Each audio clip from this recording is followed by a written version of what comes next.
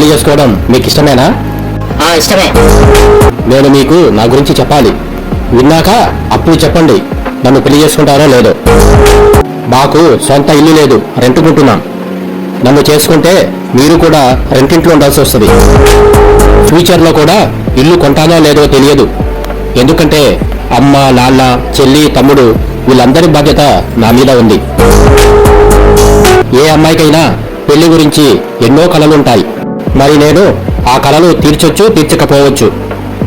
ఎందుకంటే నా జీతం అంతా ఇంటికే సరిపోతుంది. పెద్దగా సేవింగ్స్ కూడా లేవు.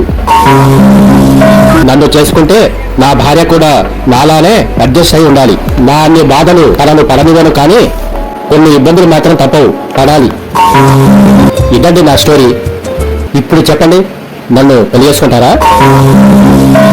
ఏమండి, నేనే మీ వైపు ఆలోచించి చెప్తున్నా, నన్ను పెళ్లి చేసుకోవద్దు. మీ కనీస కళను కూడా తీర్చలేని నాలాంటి పేదల్ని చేసుకుంటే కన్నీళ్ళైతే ఉండవులే గాని కష్టాలు మాత్రం ఉంటాయి.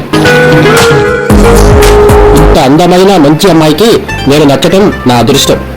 కానీ నా అదృష్టం మీకు దురదృష్టం కాకూడదు. అందుకే వద్దండి, నన్ను చేసుకుని మీరు బాధలు పడటం నాకు ఇష్టం లేదు. బాగా స్టేటస్ ఉన్న అబ్బాయిని చేసుకుని సంతోషంగా ఉండండి. ఇది నా అడ్వైస్. నన్ను పెళ్లి చేసుకుంటే ఇబ్బందులు ఉంటాయి, స్టేటస్ ఉన్న అబ్బాయిని చేసుకుని హాయిగా ఉండండి అని చెప్తున్నారు. ఇంతకంటే మంచి మనిషి ఎక్కడ ఉంటారండి? నాలాంటి అందమైన అమ్మాయిని చేసుకోవడానికి ఎవరైనా ఎగిరి గంతేస్తారు.